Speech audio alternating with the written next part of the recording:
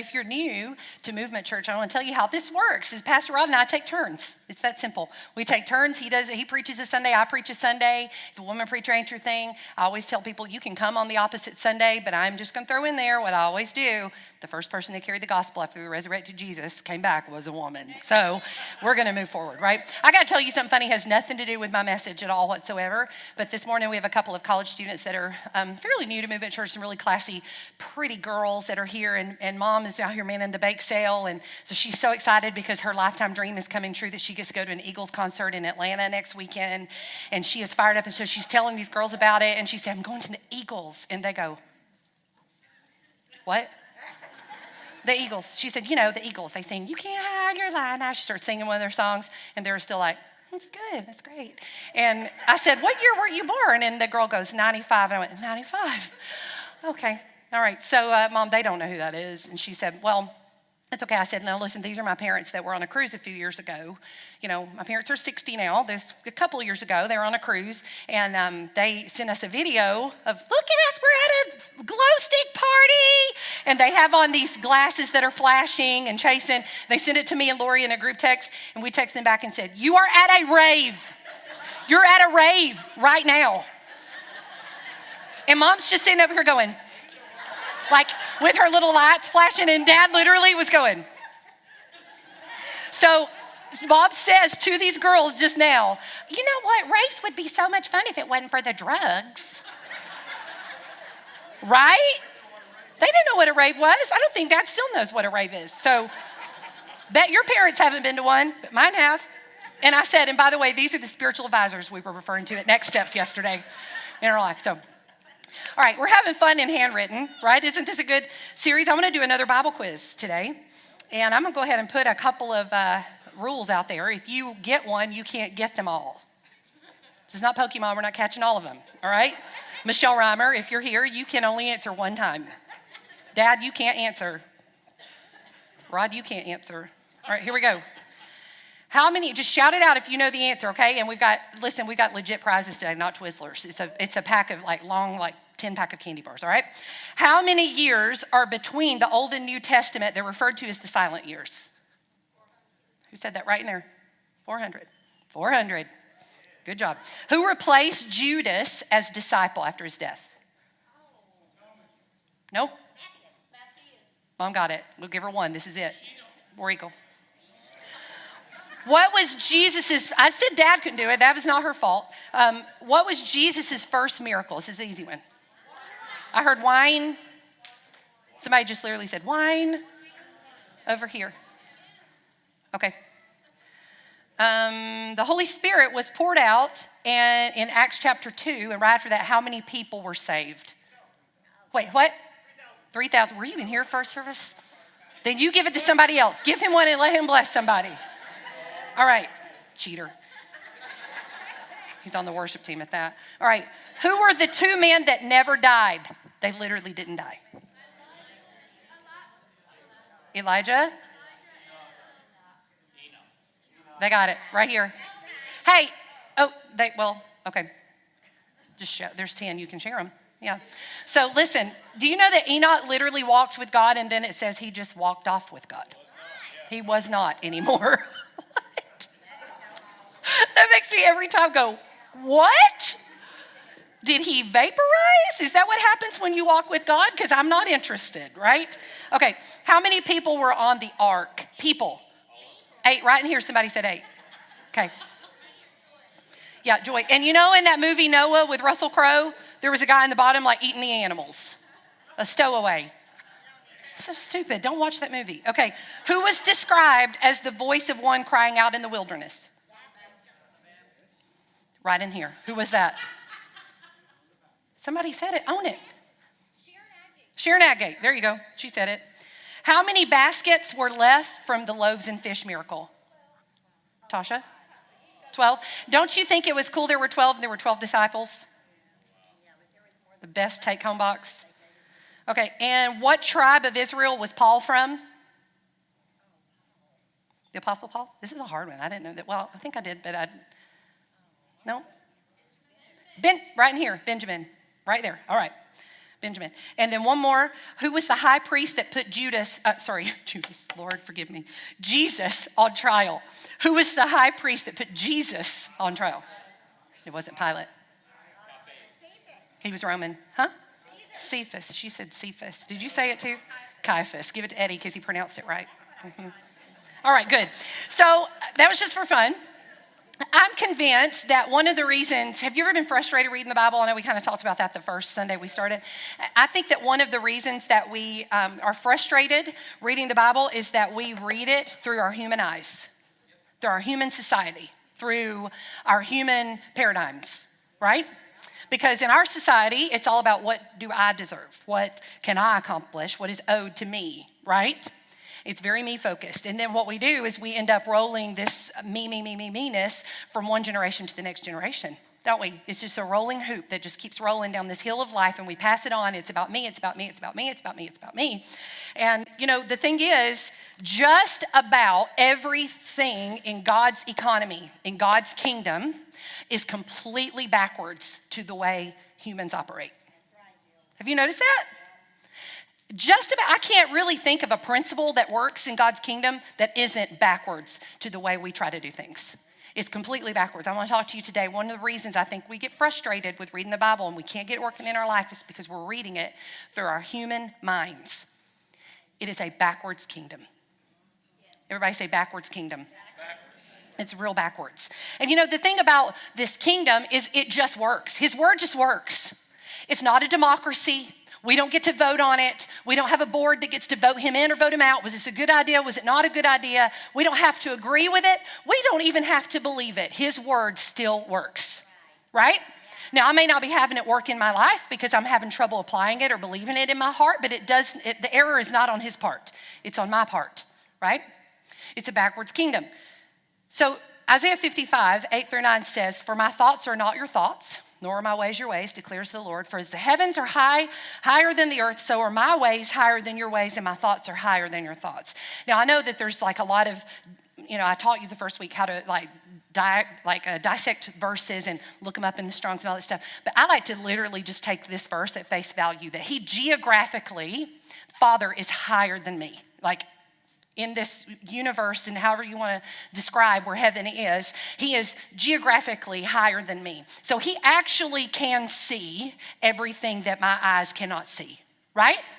He actually can see every person. He actually can see every thought. He actually can see every emotion. He understands what I think I understand because I'm on the front line of it, and I think I understand it because it's affecting my marriage, or I think it's affecting my kids. I think I get it. He really does get it. He sees it. And the thing is, there's no time in eternity, so he sees the end of it from the beginning of it. And he sees every step in between. He sees what his path was supposed to be. He sees where I go off the road, right? He sees it all. So the one reason that we have a hard time understanding the Bible is because we have a worldview of everything. We're humans, right? So we have to choose to have a kingdom view. It's not natural for us. A worldview says, what's in it for me, doesn't it? A kingdom view says, I'm in it for Jesus. A worldview says, drop it in my lap. Amen. A kingdom view says, faith without works is dead. A worldview says, my for and no more. And a kingdom view says, these are my people. A worldview says gain. A kingdom view says give. So that's just a few, you can see just little nuances of how we've slid off here. We slid off the side of the road. So today's purpose is to get you back on the road and realize we are not in a human kingdom. This is a supernatural kingdom. It is a backwards kingdom. And really, if it's feeling uncomfortable to me, I'm probably supposed to be doing it. Right? There's going to be some notes, by the way. If you have the app, you can open it up and find the notes. And I'm skipping a section that I had Pastor Matt diligently type. Sorry about that. But I want to jump right into these 5 ways. There's so many ways, but there's 5 ways for sure that we know that God's kingdom is a backwards kingdom, okay? This is going to kind of get you thinking, am I operating in a human kingdom or am I operating in his, right? So number 1, by the way, let me say this before I go into number 1. I believe that he set it up this way so that it would be backwards because he wants us, like the Bible says, faith without works is dead, right? So the minute something becomes human, it becomes lazy. The minute something becomes human, it becomes broken. So I need to have to apply the grace of God in my life to get a higher kingdom to work in my life, right? So number one, we know that it's a backwards kingdom because in God's kingdom, to be great, I have to become a servant. Matthew 20, Jesus said, "You've observed how godless rulers throw their weight around and how quickly a little power goes to their heads." That sounds so familiar in our history, doesn't it? It's not going to be that way with you. Whoever wants to be great must become a servant. Whoever wants to be the first among you must be your slave. That is what the Son of Man has done. He has come to serve, not be served, and then to give away his life in exchange for the many who are held hostage. I love this version of the Voice version, and it says, "This is kingdom logic. Whoever wants to be great first must make himself a servant." There is a kingdom logic that defies human logic. You know, one of my favorite things Jesus did was to elevate a servant to a place of honor. It's one of my favorite things about his walk on the earth is that he showed us that he really showed us, not by speaking it, but showing us if you want to be great, serve. If you want to shut somebody up, serve them. Did you notice how quiet it got during the hurricanes on social media and in circles? It got real quiet because we were rallied around purpose, not politics. Not opinions. We were rallied around a purpose. We were serving, weren't we? You know, I'm not going to read it because it's a long story and it literally, there's a series in it. I mean, it's just one of those things you could go on and on about. But in Luke, when Jesus is having the Last Supper with the disciples, you remember this, there's, you know, in the Gospels, there's different versions of how it's said. And in Luke, I love it because it says, now, you know, I kind of imagine Jesus, by the way, walking through life pretty level, pretty steady in his emotions, right? But this verse, he literally says to them in Luke, "I'm eager to share this meal with you. I'm eager to drink this wine with you, to have this bread with you, because I want you to understand this is my body and this is my blood and this is what I'm about to do. I'm eager." He uses it a couple of times. "I'm eager to show you this." So he has this very intimate, Jesus is excited about it. They have this intimate moment, and as they're doing it, somehow these dingbats start saying, "Well, I'm going to be the greatest when he says this kingdom up on the earth. I just want you to know." John, did you actually just say that? Peter, everybody, just stop, right? This is how it starts. Peter, you are not the greatest. And everybody, by the way, we missed it that Satan has overcome Judas's heart, has worked his plan into his heart, and this is about to happen. He's about to sabotage this whole thing. We've missed it because we're arguing over what's going on over here, and I imagine Jesus in the middle going, "Really? Like, this is it, guys. Do you get it? This is our last meal. I've told you, I used the word eager. I'm excited about sharing this principle with you, and now I'm just going to clean this up while y'all argue," right? So I imagine him going, "Seriously? Well, I mean, so much for family dinner," right? I mean, he's like getting it together. But you know what he did in John's gospel? It says he turned, he got up, he got his towel, got the basin, and he went over and started washing their feet. Can you imagine the noise of 12 men elevated arguing about their egos? And one by one, they see, oh, yes, sir. Right? He didn't scold them. He didn't lecture them. He didn't go back over what he had just said. He just started serving. If you want to shut your kids up, get them involved in serving. Service changes life. Let me tell you something. A sermon can stir you, but it can't change you. When you put legs to it, that's what changes you. Action changes you. "Oh, that sermon just stirred me up." You've got 24 hours. This is the truth. Once you hear a sermon, you hear a lecture, you hear whatever it is, and it stirs you, you physically, this is proven in science, have 24 hours to do something with that information or you will lose it. It's gone. So you got to do it when the emotions are high. Put legs with it. Jesus came to elevate being a servant, putting faith to work. Why it matters? I'll never be more like Jesus than I am when I'm serving. Number two, in God's kingdom, we bless our enemies. Oh, Lord, right? Luke 6 says, "But to you who are willing to listen, I say, love your enemies. Do good to those who hate you. Bless those who curse you. Pray for those who hurt you. If someone slaps you on the cheek, offer the other cheek. Someone demands your coat, offer your shirt. Give to anyone who asks. And when things are taken away from you, don't try to get them back. It's not your job to try to get back what was stolen from you. It's his job. Do to others as you would like them to do to you. If you only love those who love you, who should get credit for that? Even sinners love those who love them." So talk about opposite. There are 8 things in that passage that are opposite of the way America works. Number 1, love your enemies. Are you kidding me? Number 2, do good to those who hate you.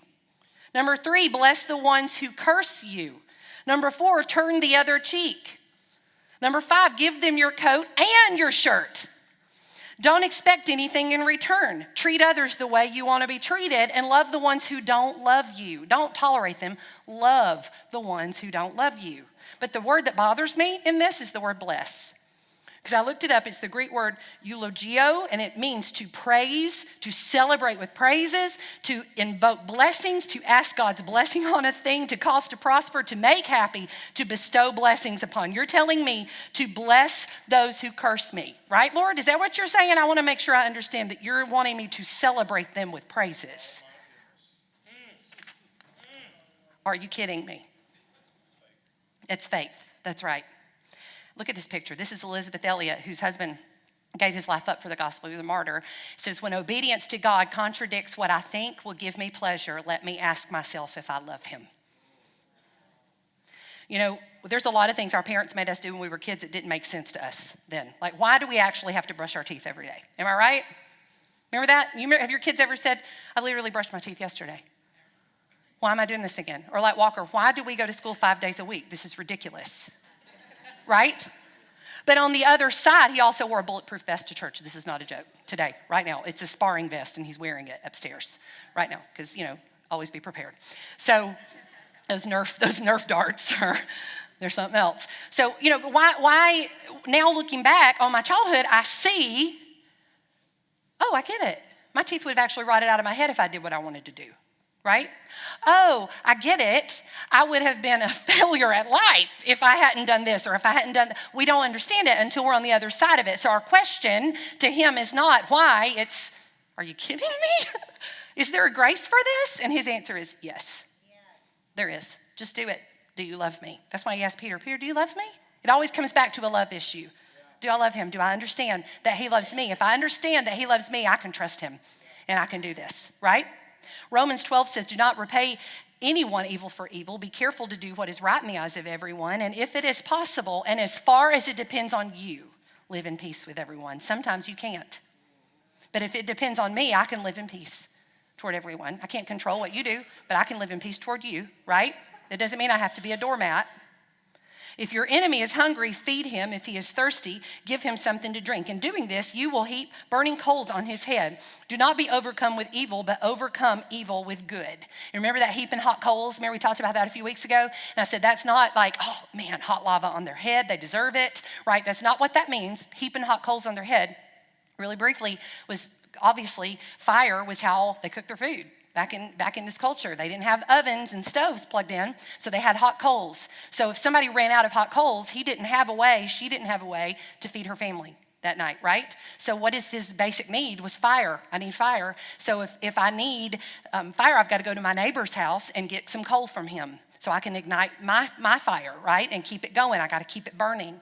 You know what this is saying? When you're blessing those who hurt you, you are giving them something to keep them warm. Because at some point, they're going to realize what they've done, or their heart is going to be so hurt, they're going to hit their bottom, whatever it is, and they're going to remember, I was so ugly to her, and she was so kind for me. If she can be kind to me after what I did to her, surely there's hope for me yet, right? And you know what? It matters because I'm never more like Jesus than I am when I'm loving the ones who are hard to love. Number 3, we give to get. We don't get so we can give. We give so we can get, right? You ever noticed how innately selfish humans are? You ever notice that? If you're a parent, have you ever noticed that? I mean, just from the very beginning, this is, and I don't mean selfishness as in like ugly selfishness, but they're all about them, right? They are. Like they're conceived and they eat off of our body for the next 10 months. I mean, I'm tired of calling it 9 months. It's not 9 months. It's 10 months. It's almost a year. And they eat off of your body, you've got the ecosystem, and here they are eating your stuff, making you gain weight, giving you stretch marks. It's their body eating off of your food, right? And then they come into the world screaming. I've never seen a baby just come in the world like, oh, I'm so excited to be here, right? They're mad, they're flailing, and then for the next ever how many months, they scream, we feed them. They scream, we pick them up. They scream, we burp them. They scream, we drive around the car with them. You know what I'm saying? Like it's scream, scream, scream, scream, scream. Well, guess what? Somewhere, a lot of times, adults, surely nobody in here, right? But a lot of adults never grew out of that, I'm going to scream and you're going to give me what I want. We're going to take a little parenting turn here for 1 second. because kids are super me focused, right? The good news is if you hang in there, you start seeing glimmers of hope in the teenage years. I'm not saying they're easy. I'm saying you're starting to see, she's starting to act like an actual person, right? So hang in there. But here's 2 things right now you can do to start helping your children not be selfish adults, okay? Number 1, parents, you can teach them what no means. No. Will you play Legos with me right now? No. Why? Because I don't want to. That's real life right there. Am I right? That's real life. It's okay. They're going to be okay, because I promise you, at some point, they're going to have a no in their face that's going to break their heart if I haven't prepared them for this. Number 2, teach them what generosity feels like. Right? Don't go through and purge your kids' Christmas like toys to get ready for Christmas and make them give all the broken toys to a shelter. That's not giving. Right? I want to show you a couple pictures. This one is a picture of, I'm going to pick on Abby, and she's not in here, so I can.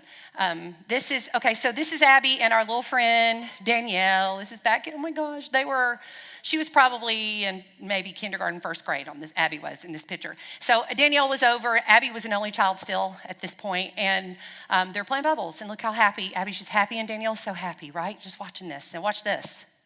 It's Danielle's turn. She actually has snot running down her face. You see that right there? Because she cried about it. She was mad. You know what? That is innate. That's not Abby's fault. That's what we do, right? My job as a parent is to teach her to celebrate, because love rejoices with other people, right? So my job as a parent is to say, oh no, not only are you not going to pout, you're going to rejoice because it's Danielle's turn to blow the bubbles. How about that? Here's another picture. Do I have that picture of that jar up there, Ryan? Yeah, okay, so Abby also got a big pickle jar and decided she was going to help kids survive. She was in a real generous thing. Set it on the counter. She said, hey guys, this is probably 1st grade. We're going to help kids survive. Started this right here. We're going to help kids survive. So money y'all have, just put it in this jar, and we're going to help kids survive with it.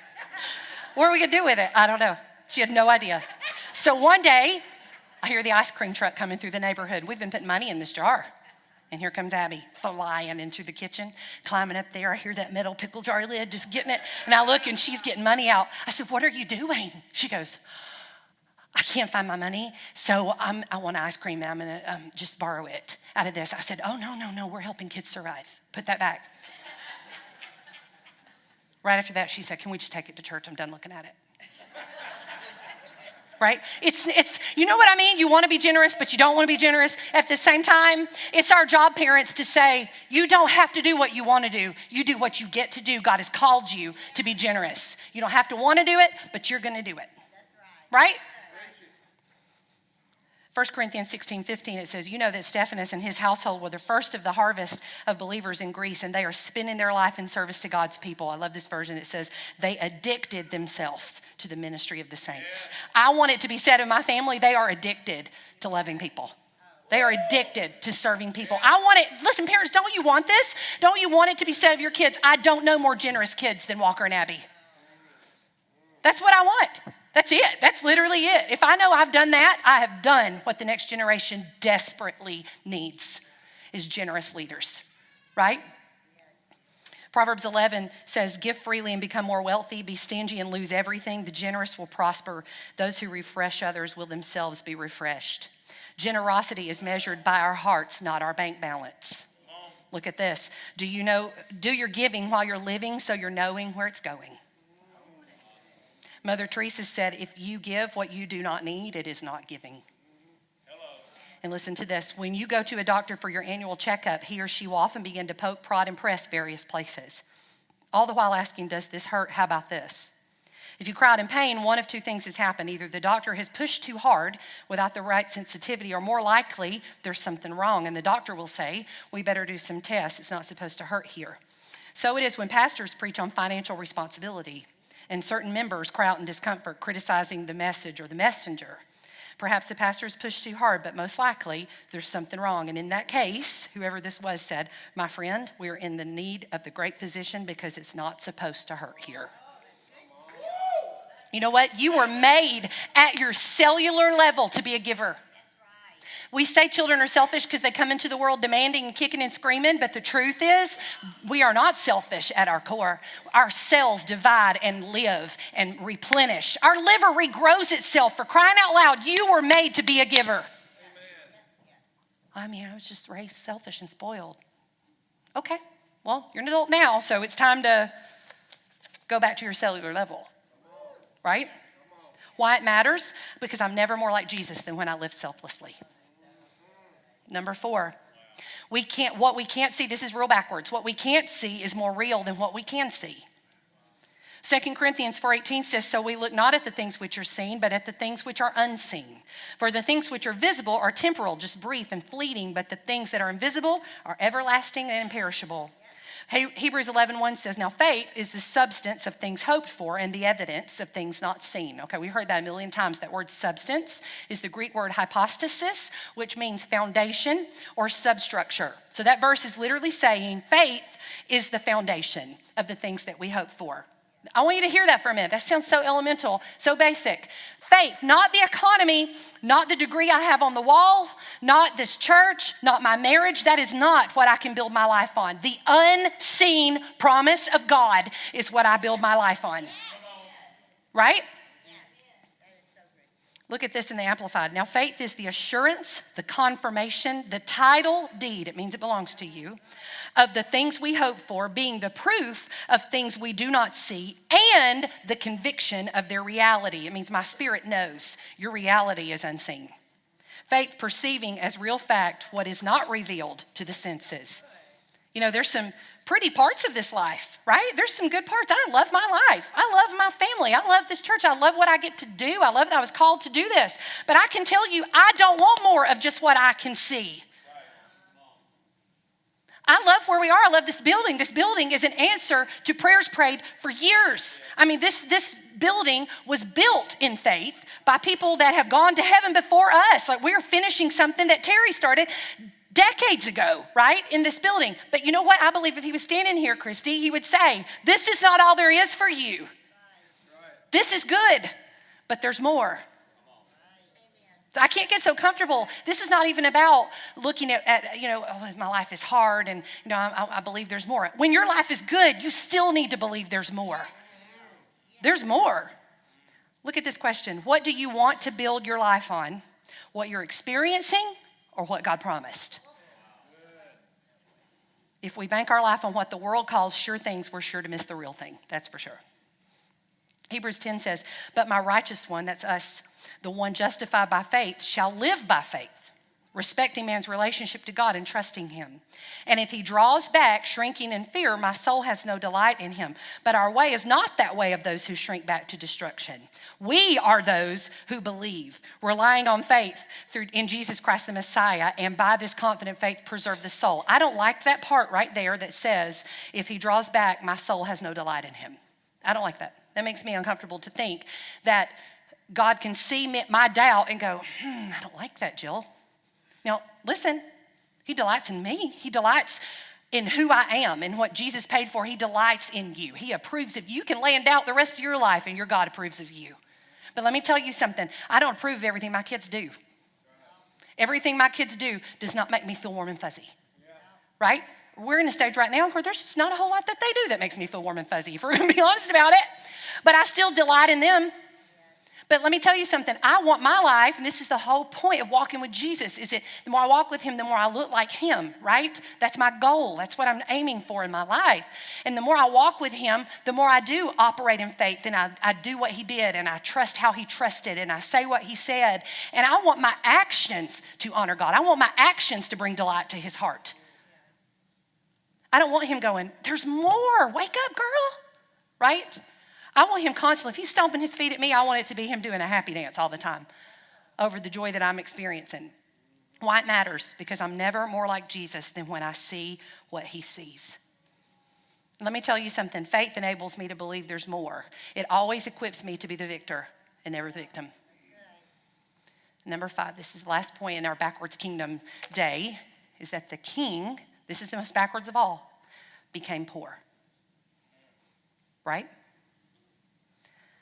You know, this is why certain groups, this is why certain faiths can't grasp that Jesus was the Messiah. This is why they have a hard time believing that Jesus was the Son of God and that he is the King of Kings, because it doesn't make sense to them that their king, that the king, our God, would love us so much that he would strip himself of his godliness and of his crown and come down and not just live among us, but serve us.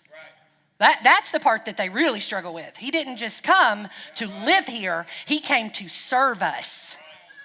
Are you kidding me? That is like super sacrilegious to most people to think. Well, he did it though, didn't he? We just talked about it. That in Luke, he got down on his knees, the lowest job in the household, and did it. And didn't preach about it. Just did it because their feet needed to be washed. You know, in most faiths, a God doesn't stoop below his people, right? They imagine that he was going to come back riding a white horse, right? And this is his moment, and he's got an entourage, and he's the king, and here he comes, and on his thighs tattooed King of Kings and Lord of Lords, and he's coming in, and he's ready, and he's got his whole thing. Let me make no mistake about it. That day will come. Your king will come riding back in on a horse, and he'll have his army, but it wasn't when he got here. That's not how it went down. Philippians 2 says, in your relationships with one another, have this same mindset as Christ right here, who being in very nature God, that's who he was, did not consider equality with God something to be used to his own advantage. Rather, he made himself nothing by taking the very nature of a servant, there it is again, being made in human likeness. And being found in the appearance of a man, he humbled himself by becoming obedient to death, even death on a cross. Therefore, because he did that, in other words, God exalted him to the highest place and gave him the name that is above every name, that at the name of Jesus, every knee should bow in heaven and on earth and under the earth, and every tongue acknowledge that Jesus Christ is Lord, to the glory of God the Father. Who loves like that? What king, what president has ever loved like that? Not just working in a soup kitchen every once in a while for a picture, right? Not just taking a tour through a hurricane town. I'm talking about what king steps off of his throne to serve his people indefinitely. Let's imagine for a moment, okay? Not the moment when God actually, this is a good moment too, right? That he had the greatest Play-Doh session of all time and made Adam. Not the moment when a stick and a bold leader parted a sea. Not even the moment when a marching army made a city's fortress walls disintegrate. But the moment of the ages that still revered and whispered about through heaven's hallways some 2,000 years after its entirety. What was the moment like in heaven when Jesus laid aside his godliness? Conception is a sacred moment. Intimate, personal, a reflection of inexpressible love between two people that results in a life created by that love. It's behind closed doors, incredibly private. It's not to be seen by anyone, shared by anyone, or noticed by anyone, but in the incredulous moment when God's DNA met with Mary's egg, heaven noticed. But let's back up. I imagine that there was a family meeting of sorts. Everyone gathered around as the Father outlined his plan to redeem humanity. I imagine the Father, Jesus, sitting side by side, explaining to heaven's host that the score had to be settled and humanity was too broken to be restored by human hands anymore. That God's heart itself was too broken to let another generation exist across the great canyon of sin. Jesus had agreed to end it all. He agreed to be it all. I imagine a cheer erupting across heaven, very eager angels. I imagine weapons of war on their belts. Adrenaline was high, swords drawn, and horses ready for the battle of the ages, helmets on, cries of war emerging from an army of angels who deeply loved the people God created. Angels who were ready to fight and slay the monster of sin and usher the king to his earthly throne. I imagine high fives and hoorahs and fist bumps and trumpets playing the champion's favorite fight song. And then I imagine the gasps that still echo through eternity in that timeless place as the Father spoke, no, everyone, not this way. He fights the war, he wins it, alone. The music ended. Swords put back in their sheaths, jaws dropping, hearts sinking. Silence, because heaven stood down. See, the Father saw that heaven's King would leave behind his might. He would come into the world helpless and naked, a human baby dependent on his mother's milk. Heaven's King would leave behind his splendor. He would live the life of a wandering preacher, sleeping wherever he could find to lay his head. He would preach on the side of the road and on the sides of hills, but never in a palace or a cathedral. Heaven's King would leave behind his majesty. He would be described as nothing much to look at, and in the end would be marred more than any man. Heaven's King would leave behind his army. He would walk many paths alone, including the one to his execution, where he would choose not to call for his 10,000 angels who were waiting, hoping he would call their name to draw their swords. Heaven's King would leave behind his throne where he was seated in his rightful place of honor and worth, only to be spat on and mocked and rejected and mistreated. He would touch our lepers and hug our sinners, eat with Pharisees. He would embrace the tax collectors, fish with scoundrels, and laugh with children. He would wash our feet, collect our tears, and heal our diseases. He would breathe our air, touch our dirt, and hear our excuses. The King would leave behind heaven. He would leave behind the Father. But what the King refused to leave behind was you. I believe after the Father outlined this very backwards plan to heaven, he gave Jesus a really long hug. Probably, as I do, held his face in his hands, pulled him close one more time. I believe he whispered a few eternal things in his ear. And then I believe Jesus turned and took off his crown. And just like that, the King of Kings became human. His conception, a mirror of God's design. See, in conception, man gives his seed to woman, and instantly, with awe and wonder, a new life begins. Just like the child is a reflection of his two parents, the Son of God became the Son of Man, a reflection of the Father's desperate desire to become one with mankind, once and for all. And heaven knew right then, this is a backwards kingdom. Let me pray for you. I believe in that moment when, and I'm convinced that this moment happened, that there was the second when Jesus was about to step out of the threshold of time. Just imagine that for a second. He was about to step out of the threshold of eternity, I should say, into time. And I believe that he literally turned and took his crown off and laid it on his throne where it sat for 33 human years. And I believe that he turned to the Father, and I believe the Father just gathered that face that he loved so much. More than anything, he was his beloved Son. I love this old hill song that says he was the darling of heaven. And he held his face in his hand. I believe he pulled him close, and I believe in his ear he said, "It's going to be hard, Jesus. But when it's hard, I want you to remember Jill. You're going to want to call those angels' names on that cross. But I want you to remember Jill's family. They're counting on you. You can do this." You were on his mind. You were on his mind. What king knows your name? What king of an empire, what president, what governor, what mayor knows your name? The King of Kings does. He knows how many hairs you have on your head. He knows how many eyelashes.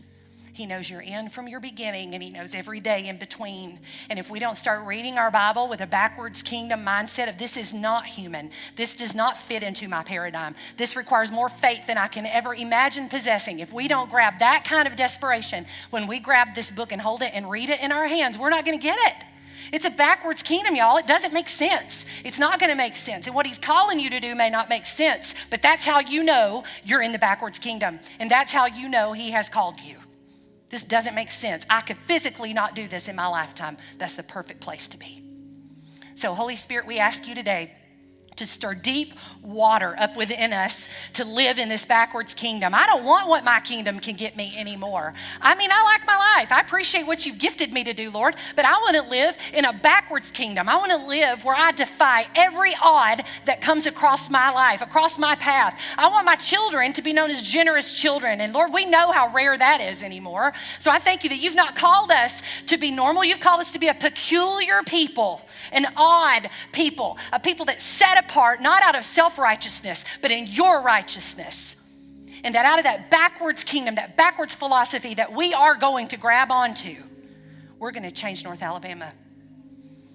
It's going to change the nation. Lord, I believe there's other churches that are rising up and saying, we're not doing this right. We got to do this backwards. There's a whole principle of a backwards kingdom that we're missing. I don't want what my physical hands can get me anymore. I want what yours can get me. Yes. And if you say yes to that in your heart, I'm just asking you to whisper yes. That's what I want, Lord. I want a backwards kingdom in my life. We're okay being the ones out. And if you're here today and you haven't asked Jesus Christ to be your Savior, that is your first step in enjoying this backwards kingdom. And we always end our services with the opportunity for you to do that, but we're going to pray it with you because we don't want you to be alone. So let's all pray this. Jesus, I believe you came into this world. You lived a sinless life. You took my sin. You took my judgment. My past is gone. My future is spotless. I call you my Lord. Amen. If you need prayer at the end of this service, we've got a prayer team that's up here to pray for you. Please don't leave until they pray with you. Let somebody love on you. Have a good week. I love you.